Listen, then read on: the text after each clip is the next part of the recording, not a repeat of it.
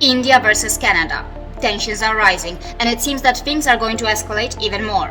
But how China is reacting to all this is quite shocking. So, the Chinese state-affiliated media outlet, the Global Times, published an article regarding this development.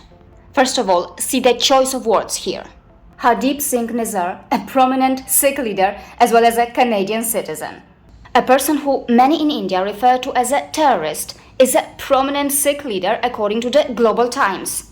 So the Chinese viewpoint is very clear. Basically, it wants to enjoy the show. It wants more and more separatist movements in India, and it also wants to destroy the West. In other words, China seems to love Khalistanis. I mean, take a look at this.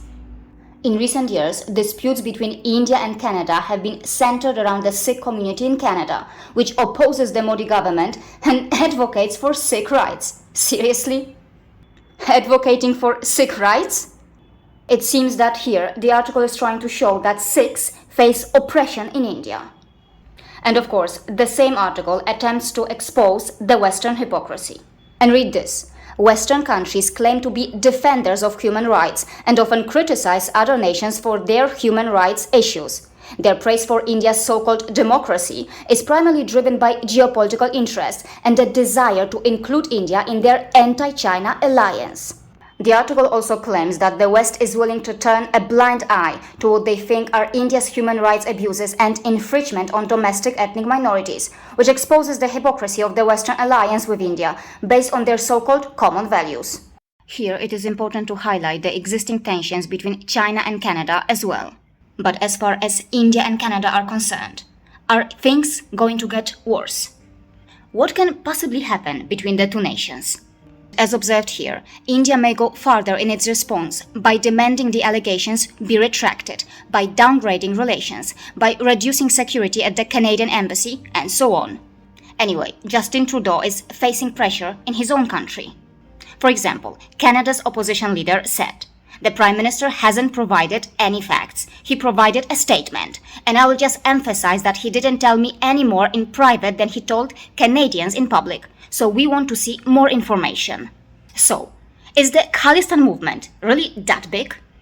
Well, as mentioned here, the Khalistan movement has little support now in India. But whose movement is it anyway? Take a look at this. Khalistan, a project of Pakistan, by Terry Milevsky. Now please, pay attention. This report should be essential reading for anyone who wishes to understand Pakistan's influence in guiding the Khalistan proposition, its perversion of the Sikh faith, and its ongoing campaign of extremism and terrorism in two of the world's important democracies. The report clearly mentions that it's Pakistanis, not Khalistanis, who are driving the campaign, and their motives are not necessarily pure. But why does Pakistan want this? Now read this line.